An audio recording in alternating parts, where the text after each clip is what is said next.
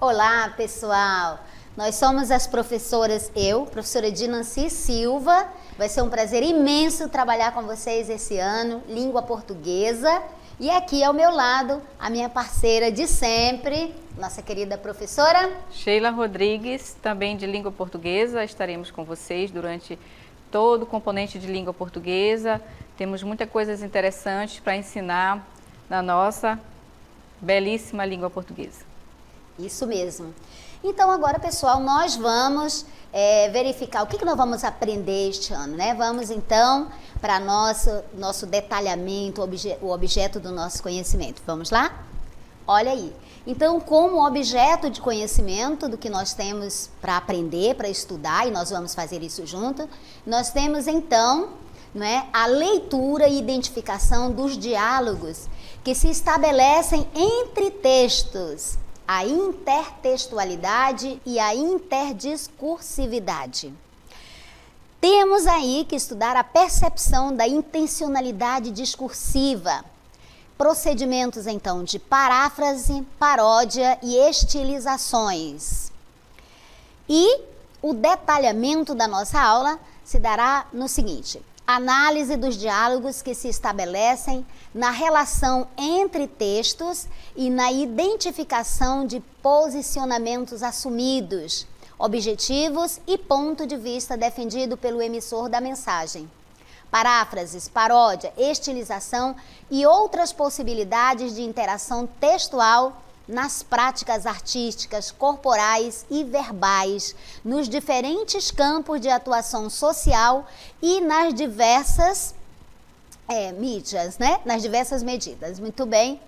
Então, é esse o detalhamento.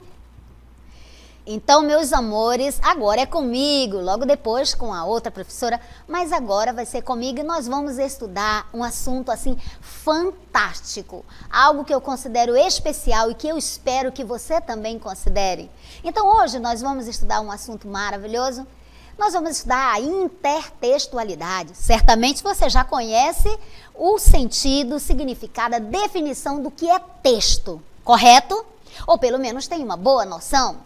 Então, assim, só para relembrar rapidamente, texto é tudo aquilo que tem um sentido, que tem uma mensagem, certo? E não necessariamente o texto é só verbal. O texto pode ser uma imagem, uma figura, um desenho, certo? Um parágrafo, um livro, tudo é texto. Aquilo que tem sentido e que transmite alguma mensagem se constitui num texto, correto? Só lembrando, e agora nós vamos tratar da intertextualidade. Você já ouviu falar sobre isso? Sim, com certeza você já ouviu? Então vamos lá, prestando muita atenção, crave os olhos, crave o entendimento, a compreensão para cá, que você vai entender um pouco mais. Eu sei que você já tem uma boa noção disso. Então, a intertextualidade, ela é o quê? Ela é essa relação que se estabelece entre textos, certo? Entre que textos, professora? Textos diversos, certo? Um texto verbal, por exemplo, pode intertextualizar, pode ter uma relação, pode dialogar com uma música, por exemplo, com um poema, correto? Com uma pintura. Deu para você entender? Se você entender essa noção, você já vai conseguir identificar e saber definir o que é a intertextualidade. Ela é, segundo o Fiorin, essa relação que vai se estabelecer entre os textos.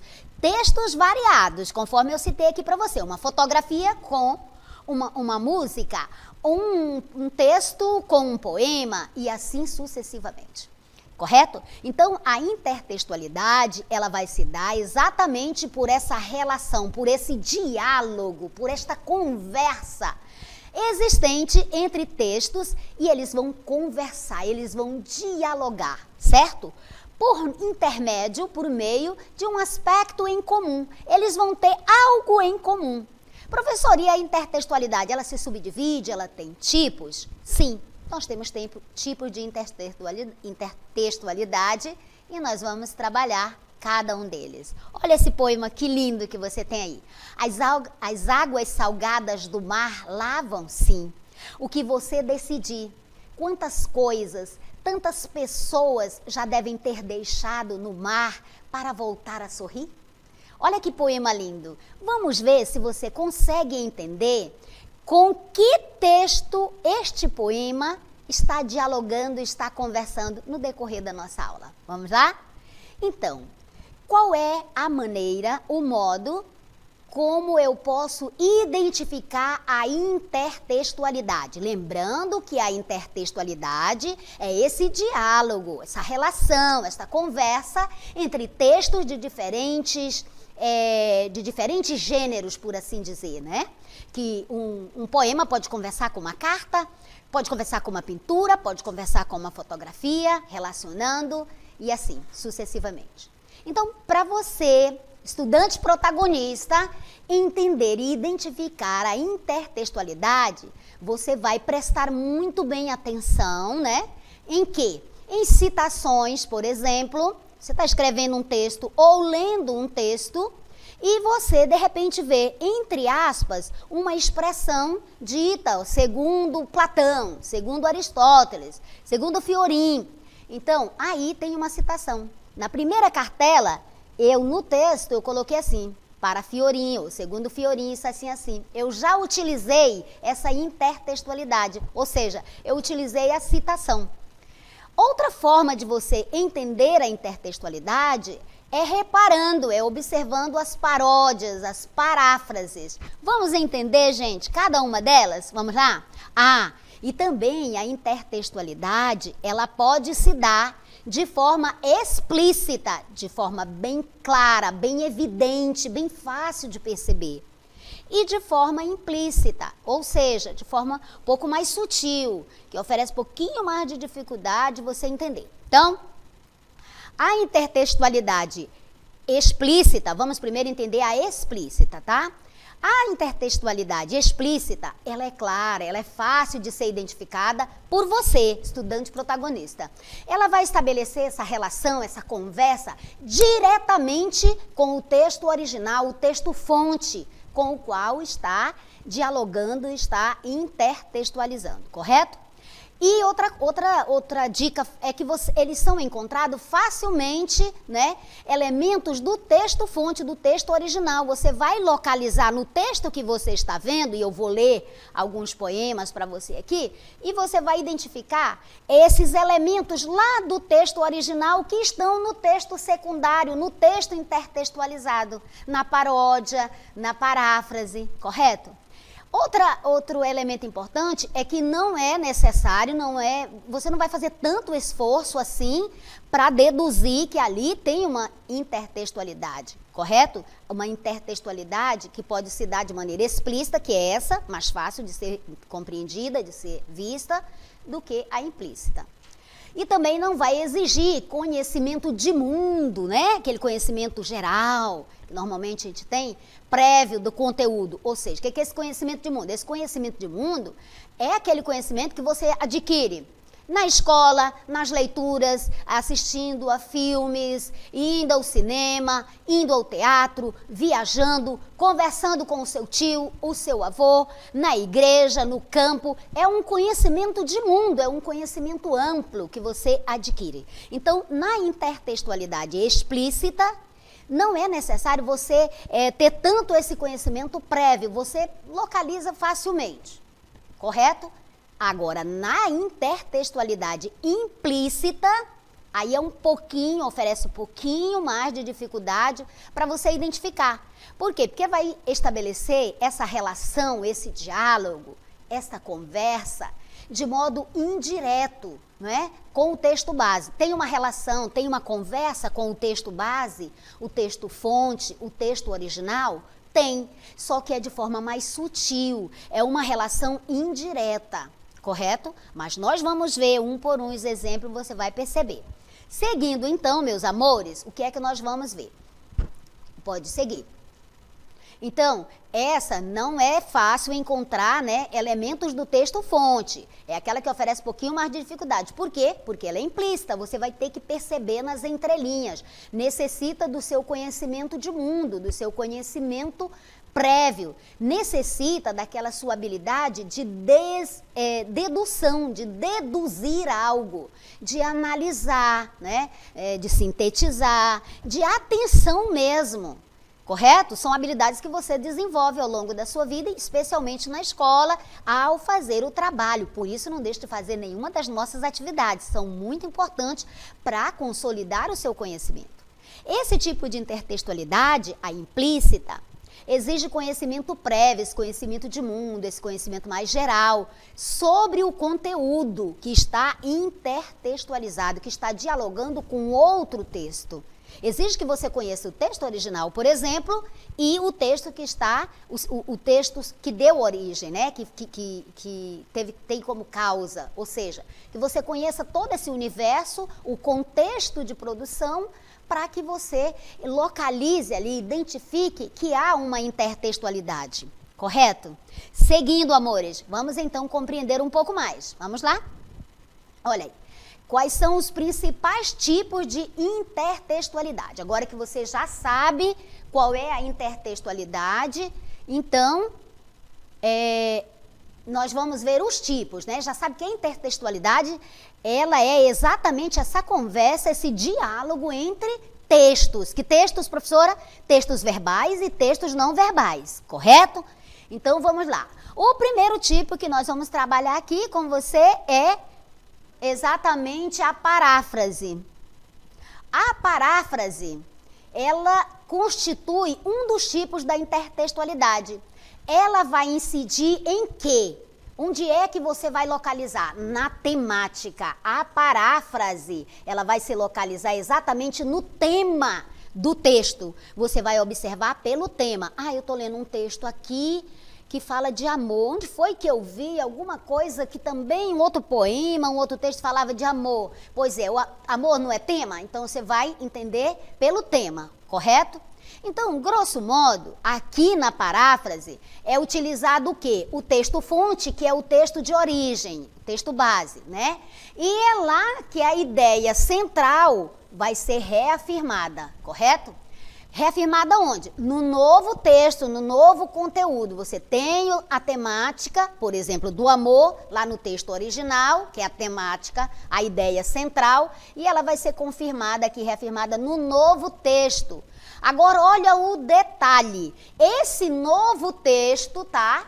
Esse novo conteúdo, esse novo texto, ele vai ter uma estrutura, um estilo próprio, diferente do texto-fonte.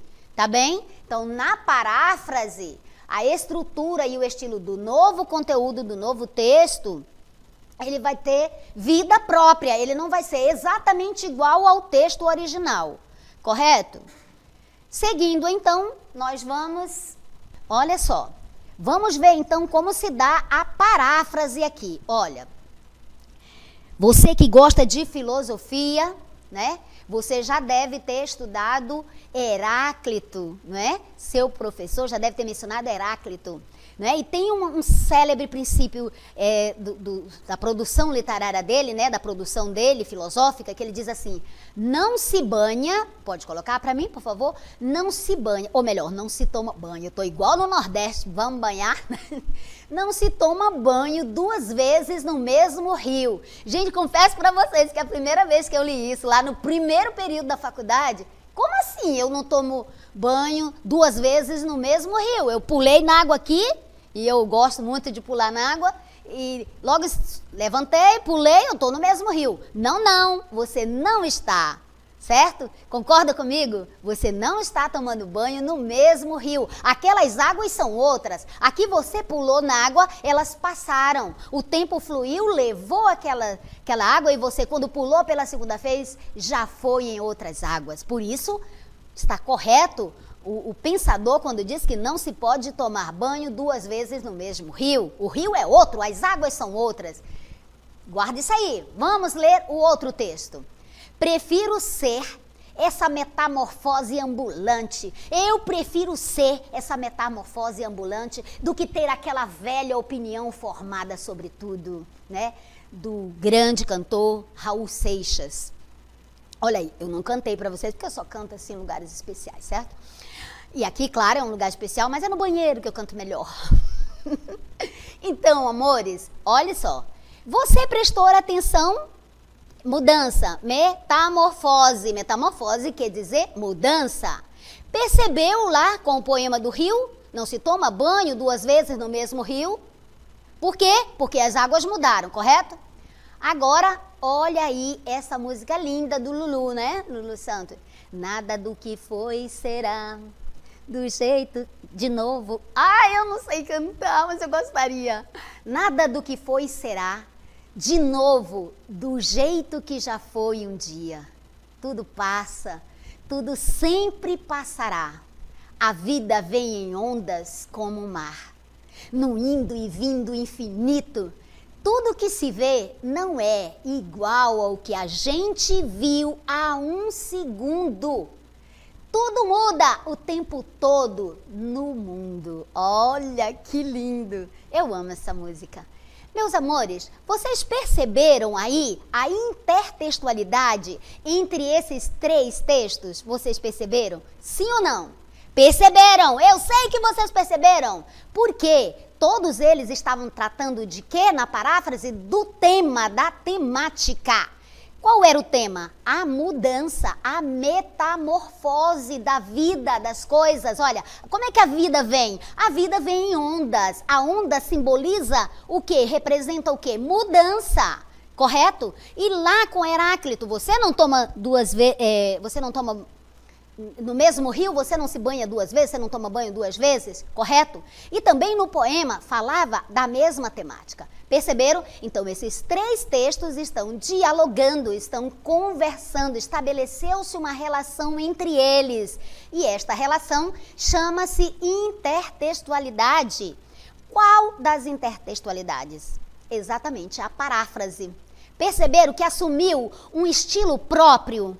Uma estrutura diferente. Lá, um princípio da filosofia, né? Um texto filosófico. No outro, nos 2 outros, música e um poema, não é isso? Então, são estilos diferentes, mas estão conversando entre si por meio da temática. Ficou claro, amores da minha vida? Ficou claro para vocês a intertextualidade? Eu sei que ficou, mas se não ficou, se restar alguma dúvida, anote aí que teremos o maior prazer de responder para você. Agora vamos conhecer outro tipo de intertextualidade, que é a paródia. Paródia você conhece, mas vamos lá, vamos discutir sobre isso. Olha aí, a paródia é o quê? É um tipo de relação intertextual em que um dos textos cita o outro. Cita, amores, preste atenção. Ah, professora, é citação? Não, não é ainda aí a citação. Geralmente, a paródia, né, esse texto que cita o outro, ele tem o objetivo de que, meus amores, preste muito bem atenção, porque é por meio disso aqui, dessa dica especial que você vai aprender a identificar esse gênero, essa paródia aí, você vai entender. A paródia cita o outro texto, mas tem uma finalidade, tem um objetivo. Qual é? Criticar ou inverter, né? Torcer, distorcer as ideias daquele outro texto que ela está citando. Ficou claro isso? Ficou, né? Outra coisa, a paródia também é caracterizada pelo aproveitamento da estrutura. Lembra que na paráfrase, a estrutura, o estilo é diferente, né? Do texto original, do texto base. Mas na paródia, ela aproveita a estrutura, o modelo estético daquele texto, né, antigo. Ele vai ser aproveitado nesse segundo texto que está conversando, que está dialogando. Né? O que é que aproveita? Aproveita, por exemplo, a rima, o ritmo, né? Aquele estilo ali, aproveita. Correto? Isso ficou claro. Ficou? Então, agora nós vamos apreciar um vídeo. Vamos lá. Euzinha, eu mesma. Vamos lá. Canção do Exílio, Gonçalves Dias. Minha terra tem palmeiras onde canta o sabiá. As aves que aqui gorjeiam, não gorjeiam como lá. Nosso céu tem mais estrelas, nossas várzeas têm mais flores, nossos bosques têm mais vida, nossa vida mais amores. Em cismar, sozinho, à noite, mais prazer encontro eu lá.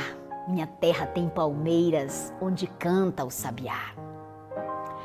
Minha terra tem primores, que tais não encontro eu cá. Em cismar, sozinho, à noite, mais prazer encontro eu lá. Minha terra tem palmeiras, onde canta o sabiá. Não permita, Deus, que eu morra, sem que eu volte para lá. Sem que desfrute os primores que não encontro por cá. Sem que ainda viste as palmeiras, onde canta o sabiá. Vocês amaram esse poema, gente? Eu amei. Eu amo poemas. E eu quero estimular você a ler poemas, a ler literatura. Sabe, pela literatura, você vai ampliar a sua compreensão da vida, do mundo. Você vai aprender muita história, geografia, filosofia, psicologia e tantos ramos do conhecimento que você nem acredita. Até de política você vai entender. Correto? Bem, então nós tivemos aí, você viu, apreciou este poema, certo? Minha terra tem palmeiras, onde canta o sabiá. Veja aí, o poeta estava falando deste texto. Agora nós vamos ler um outro texto, que é Canção às Avessas, do Jô Soares. Como é que era o outro? Canção do Exílio, percebeu? Olhe lá. Canção às Avessas, Jô Soares. Minha Dinda tem cascatas, onde canta o curió. Não permita, Deus, que eu tenha de voltar para Maceió. Temos mais? O meu céu tem mais estrelas, minha várzea tem mais cores. Este bosque reduzido deve ter custado horrores. Minha Dinda tem piscina, heliporto e tem jardim, feito pela Brazilians Garden. Não foram pagos por mim. Em cismar sozinho à noite, sem gravata e paletó, olho aquelas cachoeiras onde canta o curió. Minha Dinda tem primores de floresta tropical. Tudo ali foi transplantado, nem parece natural. Olha a jabuticabeira dos tempos da minha avó. Não permita, Deus, que eu tenha de voltar para Maceió. Finalmente aqui na Dinda, sou tratada pão de ló. Só faltava envolver tudo numa nuvem de ouro em pó e depois de ser cuidado pelo PC com xodó, não permita, Deus, que eu tenha de acabar no chilindró. Olha, amores, perceberam essa intertextualidade? Perceberam? Eu sei que vocês perceberam. Canção do Exílio, escrita pelo poeta, grande poeta do romantismo, correto? Da primeira fase do romantismo. E agora, Canção Às Avessas, do Jô Soares. Perceberam a temática? Até o título é bem semelhante, mas vocês perceberam que ele aproveitou a estrutura, né, conforme a definição que nós demos, que na paródia aproveita-se o ritmo, né, as rimas, aproveita-se a estrutura do texto-fonte, que no nosso caso foi Canção do Exílio, para recriar um outro texto com o objetivo de quê, meus amores, na paródia? De criticar, né, de zombar, enfim, de fazer uma crítica. Foi isso que a gente viu aí no texto do Jô Soares, Canção às Avessas. Agora, nós vamos conhecer outro tipo de intertextualidade, que é a alusão. Vamos conhecer então, olha aí. A alusão, também chamada de referência, consiste no quê? No ato de indicar ou insinuar um texto anterior, que é um texto-fonte, sem, contudo, no entanto, aprofundar-se nele. Só se insinua ou só se indica, mas não se faz um aprofundamento desse texto-fonte, né? Então, esse método de intertextualidade, ele vai apresentar de uma forma bem superficial e objetiva informações, ideias ou outros dados presentes nesse texto ou textos anteriores, mas assim, de forma bem superficial, só fazendo uma alusão, fazendo uma referência, correto? Vamos ver um exemplo aí. Olha aí. Pode seguir? Eu tenho aqui, ó, este é um presente de grego. E aí eu coloquei essa imagem para você. Certamente você já assistiu Troia, né? Você já assistiu um filme assim que aí e conhece ou já ouviu falar da história, né, que dessa expressão. Isso é um presente de grego. Se você assistiu o filme, eu super indico esse filme. Aconselho você que assista filme, porque filme é cultura, você aprende muito.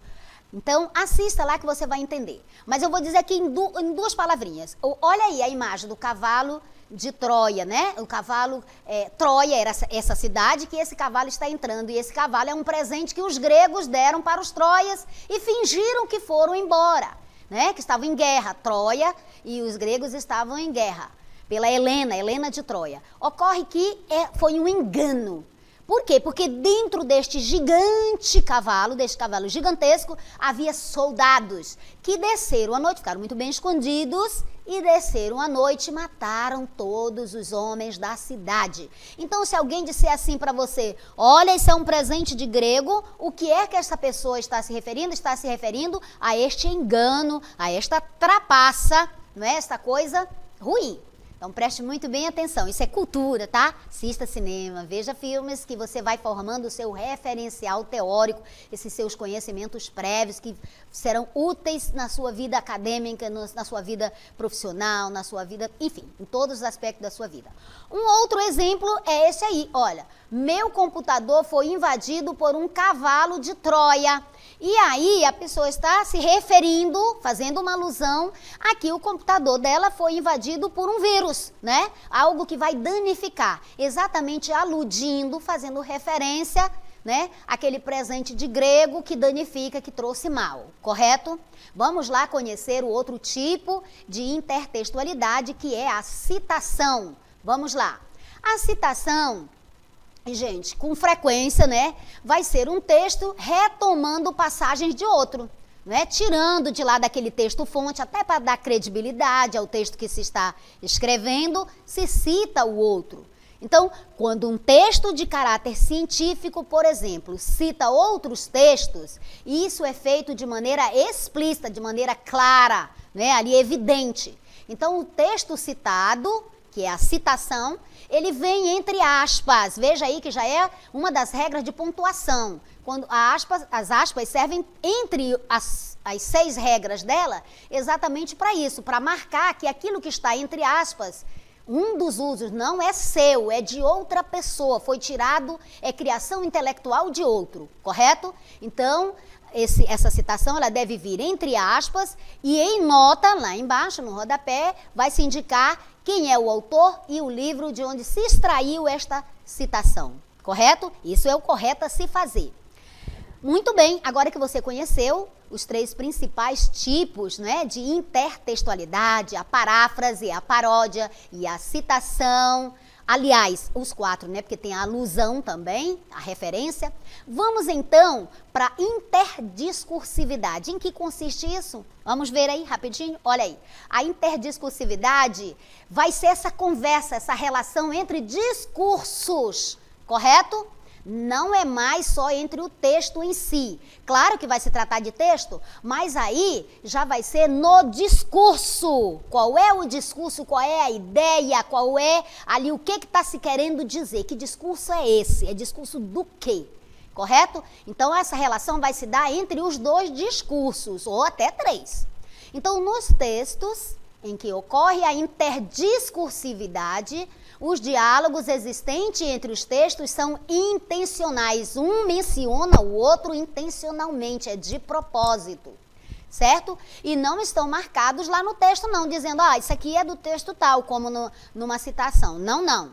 É só ali no discurso, na temática central, no discurso mesmo, correto?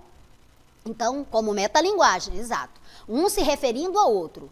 Então, eles estão no discurso, de forma bem abstrata, não está assim de maneira clara, né, o discurso falando do outro. Mas, ao mesmo tempo, parece sim evidente que está se tratando daquele outro discurso. Está de forma abstrata, mas simultaneamente você percebe com o seu conhecimento de mundo, com o seu referencial teórico. Vamos ver os exemplos? Olha aí. Eu tenho, então, esse texto 1 aqui, olha. Do que a terra mais garrida, teus risonhos lindos campos têm mais flores. Nossos bosques têm mais vida, nossa vida no teu seio mais amores. Esse pequeno fragmento aí é um trecho do hino nacional brasileiro que você conhece, correto? Do que a terra mais garrida, Teus risonhos lindos campos têm mais flores, nossos bosques têm mais vida, nossa vida no teu seio mais amores. Ai, eu tô tímida, mas eu canto super bem, tá? No banheiro. Muito bem, vamos para o texto 2. Olha o que diz o texto 2. Nossas flores são mais bonitas, nossas frutas mais gostosas, mas custam 100 mil reais a dúzia. Você percebeu que esses textos estão conversando entre si? Só que essa conversa, essa relação, esse diálogo, ele se dá em que nível? No discurso, certo?